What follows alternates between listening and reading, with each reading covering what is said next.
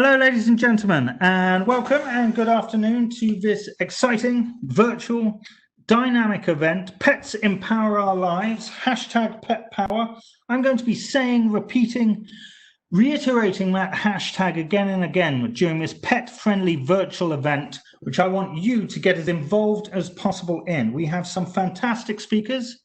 We have some fantastic discussions. We've even got some fantastic pets for you to look at. So I'll begin by introducing myself. My name is James Crisp. I am the Daily Telegraph's Brussels correspondent. Now, I don't actually have a pet, but I do have small children who in many ways are twice as challenging and destructive as any tiger, bear, or lion you care to mention. Now, let us move on, ladies and gentlemen, by introducing our hosts, our very gracious hosts who have made this possible. First off, from FEDIAF, the Secretary General and the President of FEDIAF, Raquel Izquierdo de Santiago and Annette Palamba. And from Animal Health Europe, the President of that organization, Winnen de Bruin, and Roxanne Feller, the Secretary General. Hello, everyone. This is Raquel from FEDIAF. Welcome to our event. Thank you very much, Raquel. And we have to thank our fantastic communications team. You'll see their lovely faces just about to appear on the screen in a second. And this is also Roxanne Feller, if I may, from Animal Health Europe, and we really hope you will enjoy the discussion. Thank you. Okay, thank you, Roxanne. And yes, we'll just move on and thank the communications team who helped make this possible.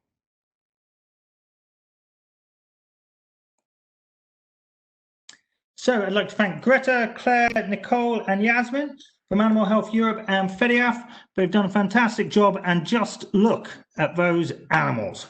Now, ladies and gentlemen, let us move on to some housekeeping, please. The first housekeeping, I've mentioned it already, the hashtag. Discuss the event on Twitter, #PetPower. Secondly, we are all looking at each other through the miracle of the internet and a program called Cisco WebEx. Now, I'd like you to look at the bottom right-hand corner of your screens, and you will see a section which says chat. In that section, I would like you to add questions, statements, thoughts, philosophy, anything you wish while our speakers are talking, and then I will put your points to them when we get to the Q&A section. So bottom right-hand corner, don't be shy, get involved. It really can't happen without you. Straight away, please, to our first poll. Now, ladies and gentlemen, anytime soon, you should have something beep up. A poll, here it is. You've got a 5-minute time limit to answer the question, what type of pet do you have? So, ladies and gentlemen, what type of pet do you have? And again, if you look on the right of your screen, you should have a bubble telling you or giving you a series of choices. Now, ladies and gentlemen, it gives me great pleasure to introduce our first speaker. The polls will stay open for another 5 minutes, but let's take a moment to listen to Petras Auštrevičius. I'm sorry, Petras, for the pronunciation. I did my best. The Vice President and MEP at the Animal Welfare Intergroup. Petras, please, tell us what you have to say. Thank you, James. I mean, you did your best. You pronounced my name in a way as Lithuanians would do this. Pleasure of mine. Thank you to all organizers of this event. It's an excellent opportunity once again on the eve of the World Animal Day. I mean, to remind all of us and those who don't have pets how important it is. I mean, to have somebody of them at your home. Well, no doubts, benefits of owning a pet are multiple. And especially those who own at least one of them, look at this poll section. I mean, how many kinds of pets you might have being friendly at your home. And really, look, relationship with an animal, it's an important part of human being. I think it brings more humanity once you take care of somebody, smaller, not able to do it themselves. Socializing. Look, once once you have a pet for a walk, I mean, you meet people, you talk, you make acquaintances, you sometimes solve problems. It's the best way, I mean, to talk on phone once you are walking a dog or having a good time with your cat. Physical exercise, not to mention. I think owners of pets are a bit fitter to look better. I challenge everybody with this idea, and of course, positive emotions. Let's not underestimate emotional state of people, especially in times of pandemia. And here I come to the point. I mean, imagine the period of last 6 months. I mean, we went through, and nobody knows, I mean, how long we will still have to do it, having no pets at home. Myself, I have 2 dogs. One is adopted from the shelter, a very lovely dog. Another one is already 14 years old. And I stayed at home with 2 of them for quite a period of time. We had so many online events, discussions, and political conferences. And those 2 pets have always been next to me. And in many photos of online debates, people pictured 2 dogs next to me. And I'm proud of this. I'm proud of this, and thanking many medics who helped for us to overcome pandemia. I guess we have to thank pets as well. I mean, who make this cozy and a very nice environment for us to live in. It's never boring to have a pet. So that's why I do encourage people to have a pet and to think about this, especially James, for you. I mean, you're having 2 small kids, as you said. I mean, next decision for you will be probably to get somebody else to your home. And in fact, ladies and gentlemen, I think it's a day to celebrate, to remind us our responsibilities and our task, I mean, to make a life of people as well, pets, better. But a couple of words about our intergroup of animal welfare at the European Parliament. We are very proud, I mean, being many of us, reaching almost 100 people in our group. This is the oldest intergroup in the European Parliament. And recently, we got a decision to have a special working group on companion animals, meaning pets. And we will focus very exclusively on issues which are not really covered by the EU policies for the time of being. As you know, the European Union has very extensive animal welfare policy line for farm animals, but very little done, and only just a promise for pets, for companion animals. So we're campaigning to include companion animals to EU animal welfare strategy as well. And we will focus against the illegal trade, about mandatory identification and registration of companion animals, which is so important for animals' well-being. So, James, that will be probably very shortly from my side. And I thank you once again for this campaign, Pet Power, which I guess goes very well with the human power in general. Well, look, Petras, I mean, you know, a lot of people say that the European Parliament or people in Brussels are out of touch. I mean, one thing I point out is we've got people who've joined the conversation here in Athens, Croatia, as well as Belgium. I mean, that is heartening. But, I mean, and maybe this is because I'm British, you know, I can't help wondering, what has this got to do with Brussels? Why does Brussels need to get involved in whether or not I have a pet and how I look after it? I mean, isn't this a national issue or even a local issue? I mean, why does this have to involve the EU? Well, James, I hope you voted well in during Brexit referendum. Secret ballot. A secret. I know. I respect this so much. But look, I mean, we live in a common space. People move around. Every day, I mean, to my knowledge, more than 100 million of Europeans cross national borders. I mean, to work, to meet, to have conferences, to change your location. And people bring animals along.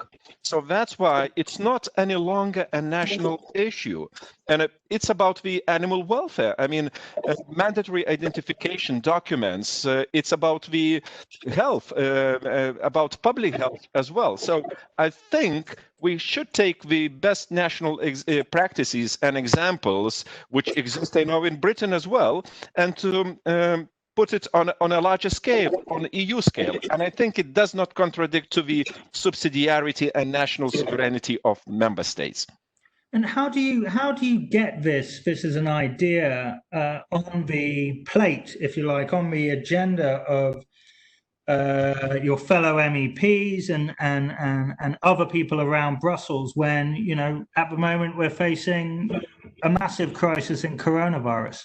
I mean, animals are the easiest to put on the back burner. Indeed, it's a good point. I mean, first is first. I mean, now we're facing challenges coming from pandemia, from economic crisis, increased unemployment, and so on and so forth. But I think we are indeed big enough and strong enough to have a bigger picture and to put into this picture animal welfare issues as well, because it's about the human beings, I mean, who own pets and who have, have a responsibility to take care of them. So that's why we can't say that the animal welfare should come after the issue number 15 or 16 on our agenda. I think the European Union and Europeans' culture indeed commits us to solve all the issues at the same time. Indeed, Corona first, fight against Corona first, but animal welfare, pets' well-being is an important issue. It's not just in the mind, it's in the hearts of people. Okay, well, thank you very much, Petras. I really do appreciate that. I think we're about to close our poll, and let's see where we are on the results.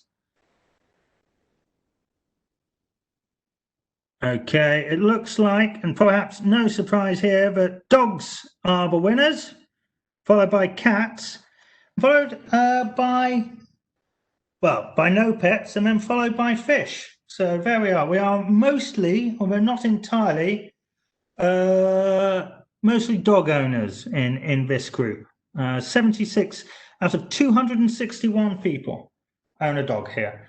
Okay, let's move on to our next speaker.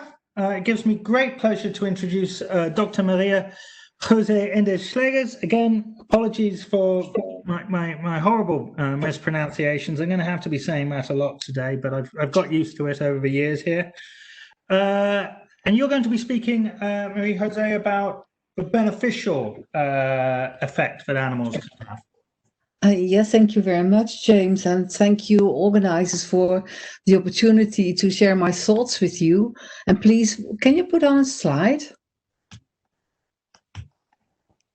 Can you put on the first slide, please? Yes.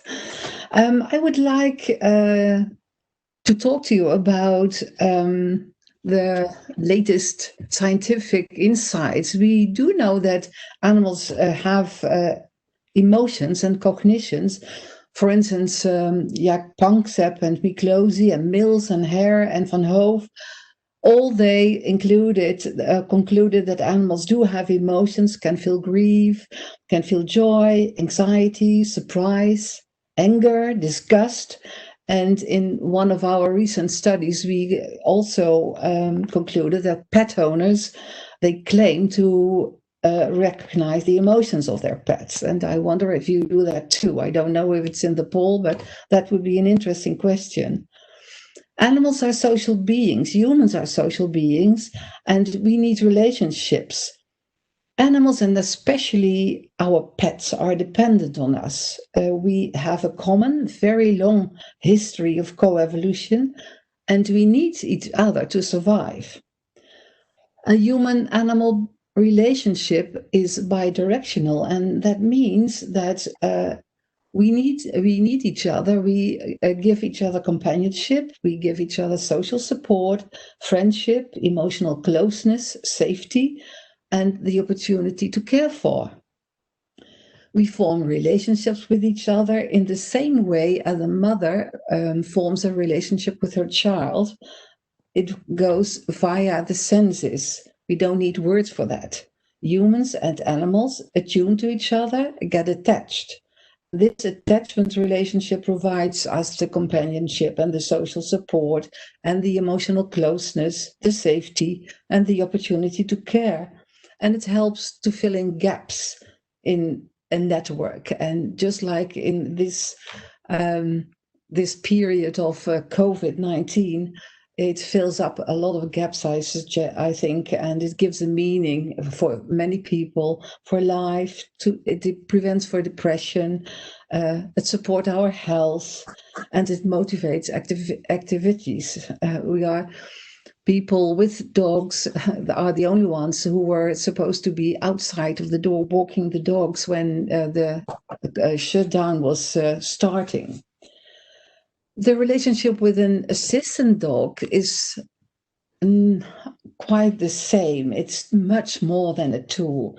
It facilitates for the human with a handicap in many ways. It's assisting with daily living activities, providing company, providing emotional support, and facilitating social activities. It makes people feel included in society.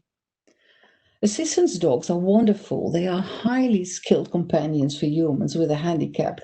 They are the academics within the dogs. They are intelligent. They are well trained for their important jobs. And without them, humans wouldn't be able to live a normal life, to have a job, to socialize. So it is really a shame that still there are governments that do not facilitate and regulate the access on all buildings, taxis, buses, trams and trains for them. In lockdown, animals are providing us support. They are providing us company. My dog lays under my desk now right away, just like with the president speaker, and he never leaves me.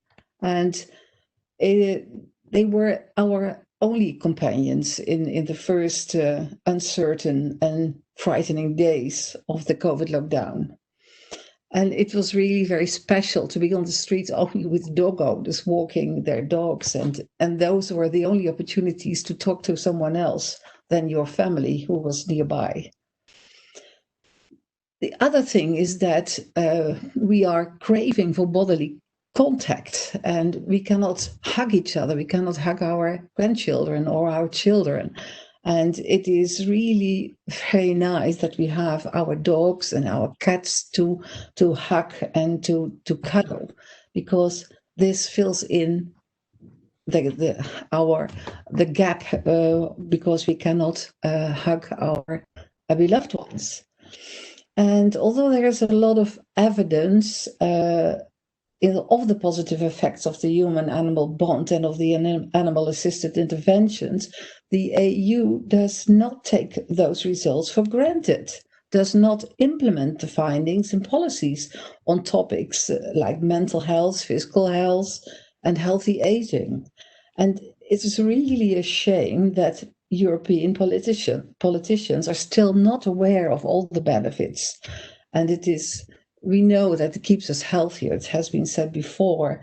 And the same ignorance of the politicians accounts for the animal-assisted interventions that are improving the quality of life of many, many people, of elderly with dementia, children with autism, of children with Down syndrome, of psychiatric patients, people with post-traumatic stress disorders, and so many beautiful things are going on in this field, unnotified by our politicians.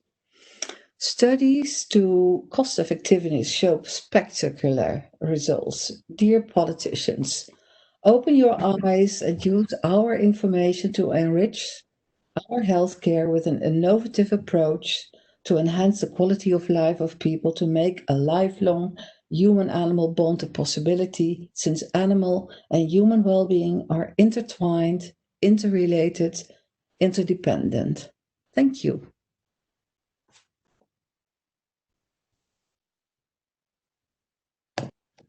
Hello.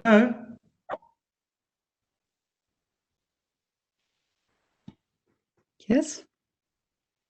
seem to have a bit of a lag on the internet there. It's possibly got something to do with the horrendous weather that's just hit Brussels. I don't know if the internet is subject to weather, but it seems like a plausible explanation to me. So thank you very much for that, Maria-José. Some interesting thoughts, some things I wasn't aware of. Let's go to a poll. Now, pets, we've heard, enhance our well-being. So this is one for our pet owners here. How do they help you the most, in your opinion, do you think? Is it as a sort of a walking stress buster? Is it a motivation to go for exercise, simply companionship, a way to meet new people, or just a general boost to your mood, or some other reason? So once again, ladies and gentlemen, your right-hand side of your screen, the poll is open. Please get voting. We'll be very interested to find out what the results are after our next speaker, who is Dr. Claire Guest. Claire, you are an expert when it comes to medical detection dogs, and obviously with coronavirus, that's something on everyone's mind at the moment. Oh, I think you need to unmute. Sorry, and thank you so much for this wonderful opportunity to talk a little bit about the work we do in the context. And it really is incredibly relevant because in addition to what Marie-José just said, and adding to that, this relationship with pets is a wonderful thing for the humans and the animals. But of course, it is measurable. It is possible to measure the effects. And I think from my work, I've been privileged enough to work with something which is perhaps the most powerful in terms of the dog's ability to work with us, and that's using his wonderful sense of smell. I've got a dog lying on its back here. I don't know if you can just about see his nose. So he's working very early this morning, so he's sleeping. Now, what the charity I work with is able to do is harness this incredible sense of smell to save human lives, and we do it in a couple of ways. We have our medical assistance dogs that work alongside individuals who have life-threatening conditions, and these dogs would be warning by noticing small changes in a person's odour. They're able to warn about changing blood sugar into a dangerous low blood sugar, which might result in a hypoglycemic event, a seizure, or a coma. They can warn of drop attacks up to 5 minutes before the attack, so people with a condition called POTS can make themselves safe. We have dogs that warn of changing levels in cortisol and adrenals, renal levels, so that somebody that's going to go into a shock, a medical shock, can be warned and take medication. Now, the ability of dogs to do this using their sense of smell seems endless. And we also work in a research area where what we're doing is we're harnessing this wonderful sense of smell the dog has and asking him questions about disease. So we started in cancer, does cancer have an odour? Do the cells, when they become different, do they smell different to a normal healthy cell? And over 15 years ago now, we were able to prove and publish that they did. Now, all the work of medical detection dogs is underpinned by research. And why is this important? Well, when you are talking to the policymakers, to the people that decide whether or not, that the pennies are going to go to you and they're going to spend time on making decisions about you, you have to be able to give them proof and show that this wonderful relationship we have is more than just sort of an add-on, more than something which everybody can have because we're lucky to have, but something which is fundamental, basic to our human health. And we've researched over 20 papers now that have shown that dogs can indeed smell human disease at a very, very high level of accuracy, that they can smell diseases that are very difficult to diagnose, so cancers, breast cancer, bladder cancer, prostate cancer.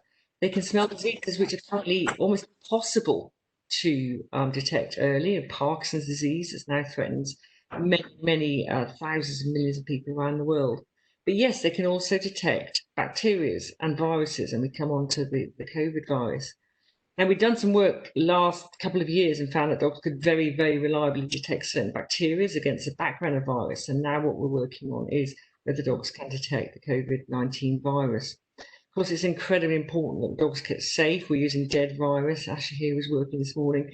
Is sniffing pieces of sock that have come from people who either have the virus or haven't got the virus. And what we're early findings are very positive, and we're continuing. We'll publish soon.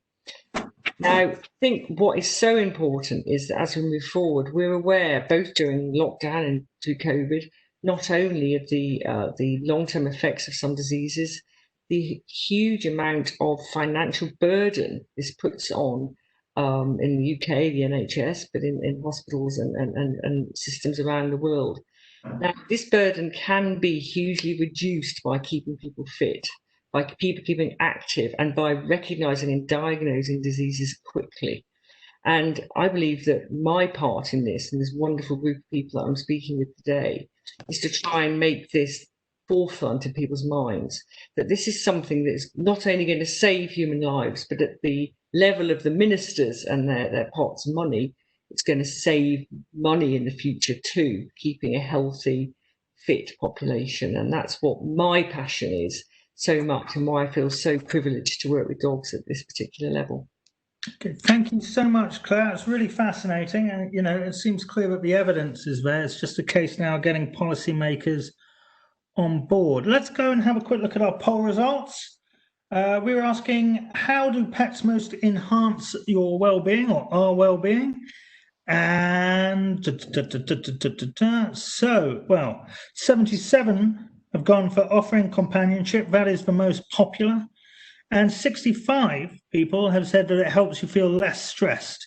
So, I mean, that does sort of seem to suggest that, well, only 3 people have said that it helps them meet new people. So perhaps, we need to be a little bit more forthcoming and outgoing while out with the hounds. Now, our next speaker is Suzie Carley of the EU Pet Dog and Cat Alliance. So, Suzie, please tell us something interesting. Thank you. Oh, I'm afraid you're going to have to hit your mute button. It's the eternal curse of the internet and virtual events. My slippery fingers wouldn't allow me to unmute myself. It's probably one of the first times I haven't managed to talk. I'm constantly talking. Hello, everyone. Thank you, James, very much. Good afternoon. Thank you all so much for inviting me here today to celebrate the Pet Power event to celebrate World Animal Day, albeit in a virtual capacity, which is really strange. Myself and Minnie, who is fast asleep here beside me, are really looking forward to celebrating with all our wonderful panelists and my little doggy, as I say, and all of our participants. So my name, thank you, James, is Suzie Carley. I chair the EU Dog and Cat Alliance, which represents 90 organisations across 25 EU member states and the UK. Our members include veterinary organisations, organisations involved in the rescue and rehoming of cats and dogs, and those working to protect dog and cat welfare.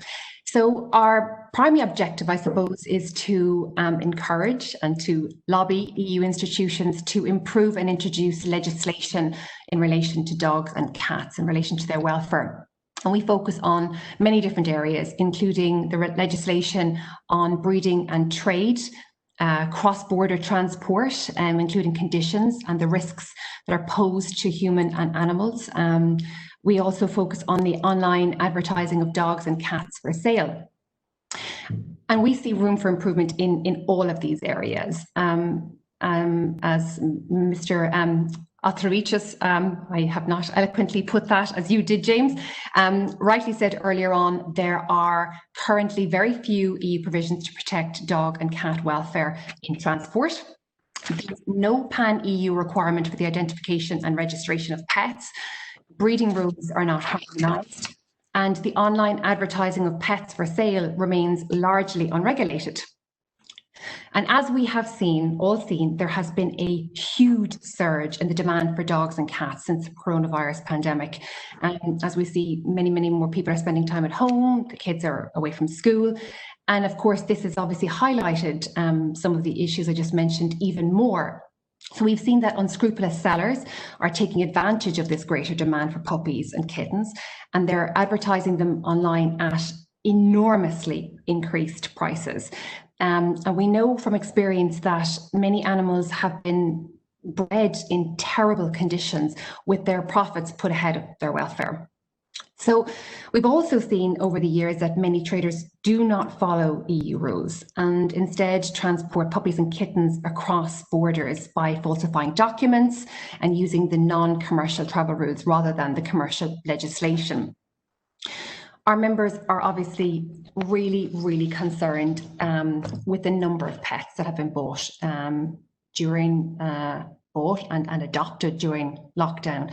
And I guess what fate that they will face when people's lives start returning to some sort of normality, and that the reality of the responsibility of pet ownership, what that brings with it.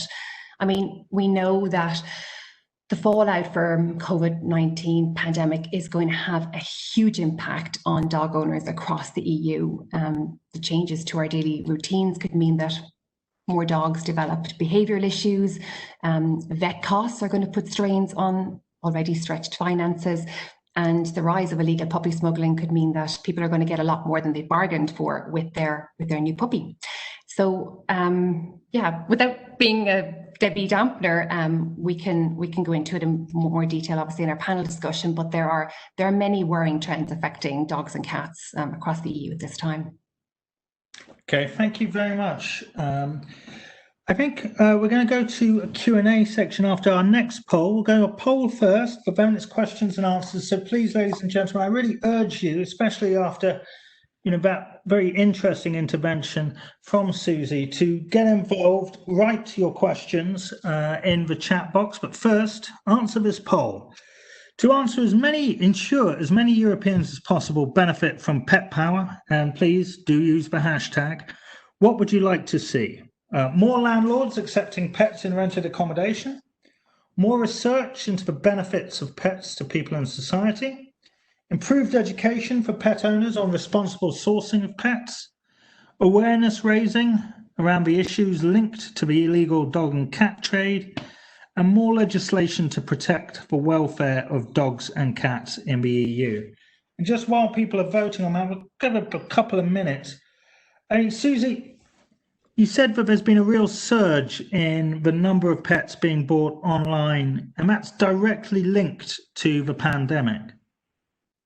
Yeah, absolutely. We've seen in the PropellerNet research survey that the phrase "buy a puppy" increased by 166% during lockdown, and Dogs Trust UK have seen double the number of inquiries for adopting a pet, say in the earlier part from the beginning of March to June.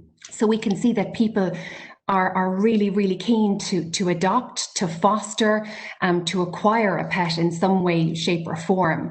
And I guess our huge concern with that is that, I know it's hard to even see it now, but when we do return to some sort of normality, or we return to some sort of normality and then we have to our movements are restricted again, how do we cope with that as new dog owners?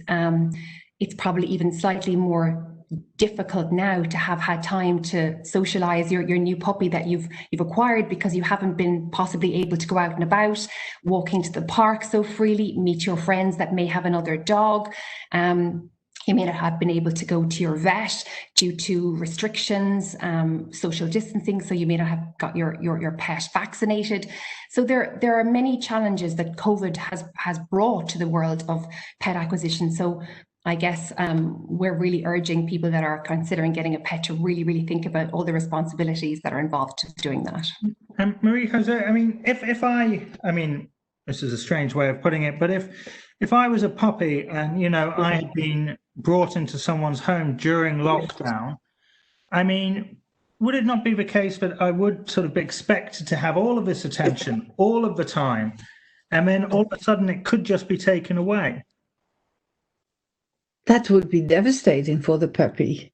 I mean, is that yeah, please continue.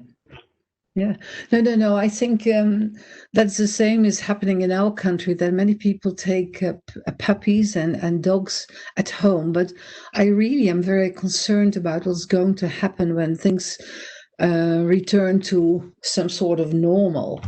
And I do think that people don't realize their responsibilities, because if you take in a dog or a cat, you need to know what responsible pet ownership is. You need to know something about the needs of the animal and about how to provide a state of well-being for the animal. And since I already told, they are social beings and they need company. It would be devastating for a pup to be left alone after this period, because yes, I'm sorry to interrupt, but I found at times lockdown to be a really sort of depressing, boring experience. I mean, would that boredom be transmitted to a pet if I had it? Would that depression almost be transmitted? Is there a risk of that? Is it actually even a responsible thing to get a pet during lockdown? Only if you know in advance that you can continue your good care after lockdown. I think that life will be changing, that people will be working more at home, and maybe then you need to find a solution for your animal when you have to leave it alone. And the lockdown also brought the situation that parents needed to teach their children.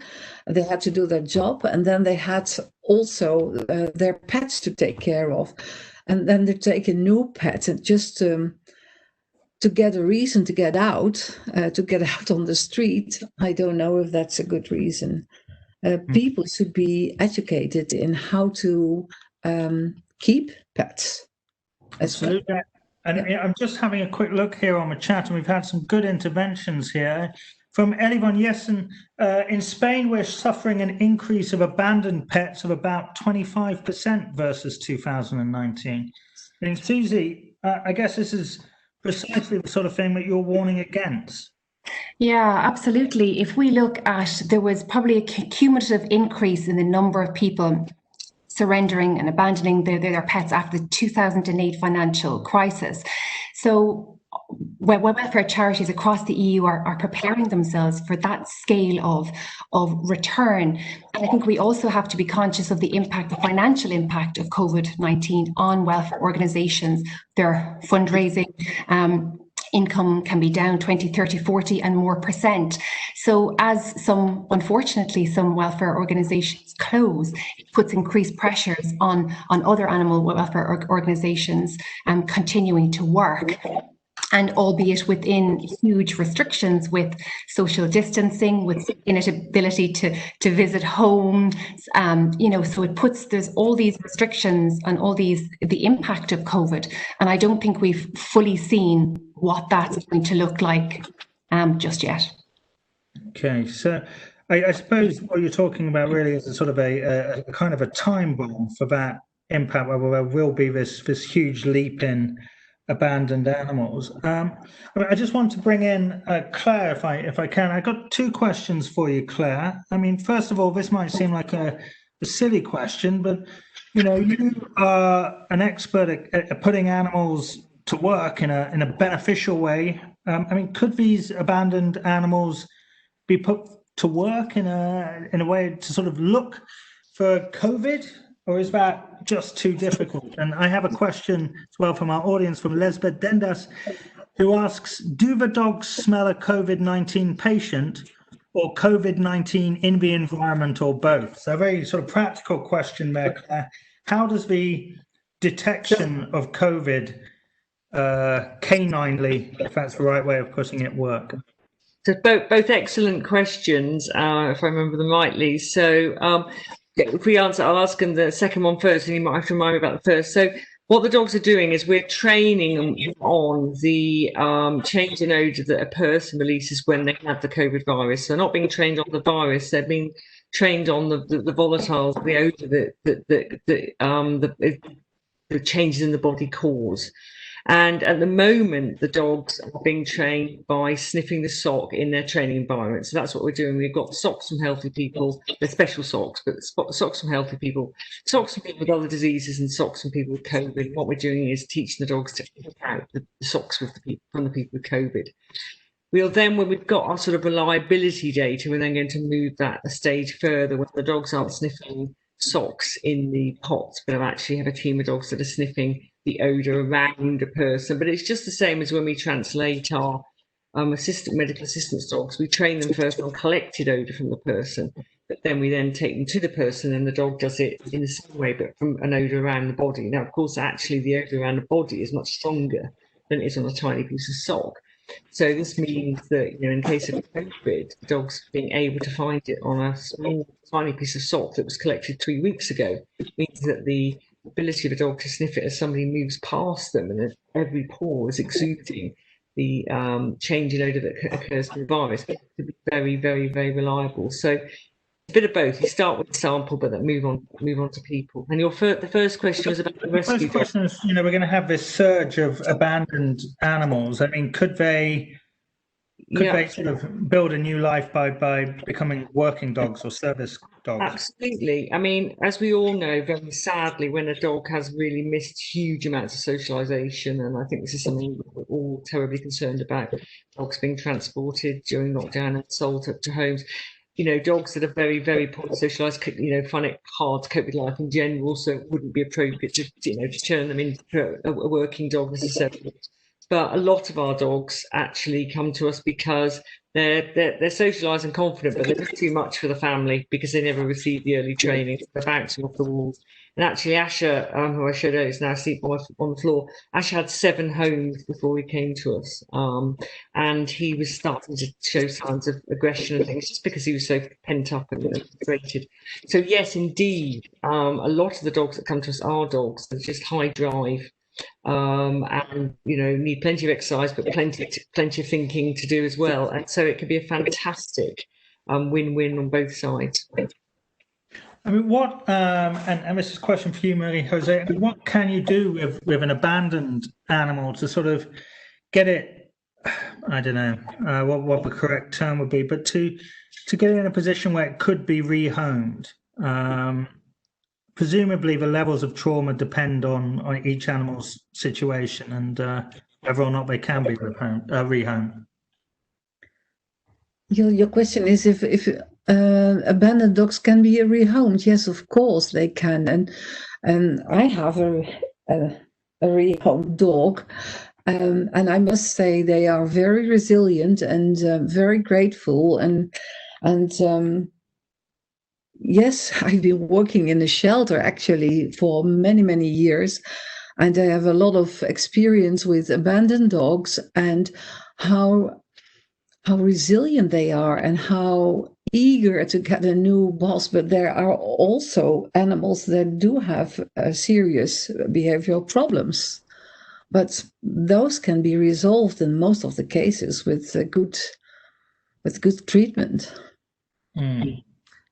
And I mean, Suzie, is there a way of making a link between, or a way of separating the link between these unscrupulous criminal breeders that you've described and the people who want pets, and then the pets who've been abandoned? How do we convince people not to meet a breeder in a car park after going on the internet and instead go to a proper shelter? How do you do that across the whole of Europe? No, I think that's a really, really good question. I think when we go and purchase or adopt a pet, it's an emotional purchase. So we go in there thinking about what we want, but when we see the dog, our heart takes over. And we hear that all the time with people that are looking to adopt or to go, they go to the breeder. And the first thing they say is that I felt like there was something wrong. But I saw the puppy and I didn't want to leave it there with the bad man or bad woman, so I took the 2 of them. So how do we help protect people to avoid that happening? And unfortunately, across the EU, there's, as I mentioned, there's little or no regulation on the online sales. And let's call a spade. The majority of people, when they're going to get a pet, will go online to do their research. So that's one place we need to tackle quickly. So in order to address the absence of regulation, the EU Dog and Cat Alliance set up what's called EU PAG. So that's the EU Pet Advertising Advisory Groups. So we now have 10 advisory groups across the 25 across the member states and the UK, where we work with classified websites, advertisers, members of the government, veterinary organisations, and they come together and create a set of minimum standards to which the advertising of animals must adhere to. So when people go online, with the website that they've gone to has to be, or should be, a member of these PAG groups, and there you'll see the information needed. So a checklist even, so that emotional purchase goes back to your head. So when you're walking into Meet a Breeder, you have a checklist, you do your tick box. You learn about the different types of animals, what animals need, what the requirements are, veterinary, they ask questions about your lifestyle, what you do on a day-to-day basis. Do you love hill walking? Are you a couch potatoes? And all these questions give you the tools that you might need when you're going to go and acquire a pet. Obviously, we believe that, whilst self-regulation is amazing and the EU PAGs are doing incredible work, we do need the European Union to look at legislative tools to be able to work with advertisers and work with classified websites and work to inform the public, to have a great information campaign, and possibly one of those ways now is through the Digital Services Act. So that information to the public online is something that needs to be high priority. I mean, it's interesting you mentioned the Digital Services Act and the sort of the attempt to sort of twist policymakers' arms in Brussels. I mean, Marie-José and Claire, you both mentioned research, you both cited research. I've got a question here from Pablo Herbert, who's asking if there should be more financial support for research on the human-animal bond, perhaps through the EU's Horizon Europe Fund. I mean, is there a need for more research, or do we have, or is the evidence there? And that's a question for you, Claire, and then Marie-José. Thank you. Well, we do need more research. I think there's been some fantastic proof of concept study in terms of a lot of benefits that dogs give, and some of the early studies, and I have a huge list here, some of the early studies looking at the way in which dogs can support as pets, lowering heart rate, blood pressure. These were very, very formative studies at the time, but to persuade, you need good double-blind or randomized trials over a large number of participants. That's the sort of studies that get the medics listening and gets the officials listening. So there is need for collaboration to collect data and to get bigger sample sets to show the long-term effect of pets and other animals on a large population of people. So I mean, this is a difficult question, but bluntly, how much and how long? Well, if you're looking at a particular disease and you want, sort of going up into the thousands, it normally takes a good £500,000 pounds to do a good randomised long-term study where you're getting some really decent data numbers. It's a lot of money, but it's small fry. We think that we've done a study looking at the effect of our assistance dogs, and we know that one dog keeping an individual who would have been going into hospital 3 times a week, keeping them safe for a 5-year period with no hospital visits, can save that amount just in that one dog's 5-year working period. So, relatively speaking, and what the healthcare is doing, for example, on things like type 2 diabetes at the moment, it's a drop in the ocean. And Marie-José, I'm imagining here, but I guess it's slightly harder to demonstrate evidence for emotional feeling, for sort of something like to do with well-being. I mean, how do you prove that? Do you need more research to prove that? We do know. You mean about the human-animal bond? Yeah. Yes, of course. There is a lot of proof yet, but just to express it in money, that is difficult. What we do at the moment is, for instance, a study on cost effectiveness of epilepsy dogs. So slowly there comes more attention for this phenomenon and what animals can mean for the people. But yes, there should be much more money available to look into the quality of life of people. And for instance, for the people with dementia, people getting older and older, and they do need companionship and they do need some support, but how to manage all those variables and how to look into everything which is influencing well-being of people. There is a lot of confounding variables. Yes, it is a complicated thing, but it needs to be done, and there should be much more money available to do so, because now it is all very small groups. It is not European. It is really only small groups that are busy with it. It could be better. I'm looking at a question here from Silke. I'll throw this open to whoever wants to answer this. While you can't buy cats and dogs in pet or country stores in the UK, what advice can you offer animal health advisors on the shop floor to give in these unprecedented times to ensure owners are doing the best for their pets? I mean, I'd boil that down as a simple question. You know, if you want to buy a pet in coronavirus times, should you? I guess, will I hop in there quickly? Yes, I guess we would ask people to really think about the situation that they're in. And one of the ways that Dogs Trust has created a test that you can do online.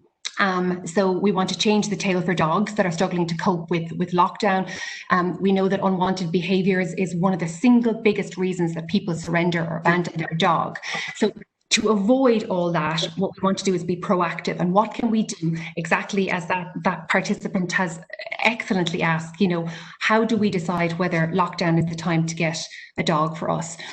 So you've probably all heard the phrase, a dog is for life, not just for Christmas, which is Dogs Trust phrase, which was coined in 1978. So that's over 42 years ago now. And unfortunately, we're still saying it today, but we've slightly changed temporarily changed the slogan, and it's now a dog is for life, not just for lockdown. And as I mentioned, as part of that campaign, it's to go online, take the test to see, are you ready to make that leap? Are you prepared to have your house, maybe shoes, destroyed? Are you prepared to do the walks in the rain? As James just said, it absolutely lashed rain there a few minutes ago in Brussels. Are you prepared to go in the middle of the night and pick up poo? Are you prepared to pay for a babysitter for your dog when you go out and about? Do you have the financial resources to be able to pay for the bedding, the veterinary treatment, all that goes along with it? It's a lifetime commitment, and the average dog lives 15 years. So I'm sorry, Suzie. I mean, we've been very, very dog heavy. Does it not make more sense to get an animal which, like a cat or even is a fish going to make me feel better in lockdown?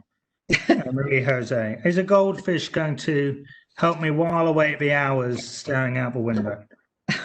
It will distract you, yes, and you will get more relaxed. Even a goldfish will help your well-being, your feelings of well-being, yes. Okay, because there's a friend of mine, a freelance journalist, who had to work from home, and he was seriously considering getting a parrot. So I don't know if that's an ethical pet to get or not, but it's certainly a dramatic one. I think, look, let's have a quick look at our results for the poll. If we could bring that up, and then I've got a couple of last questions before we finish up. Okay, so here we are. So the poll results are okay. I'm struggling to read them. Let me just get this up. So I think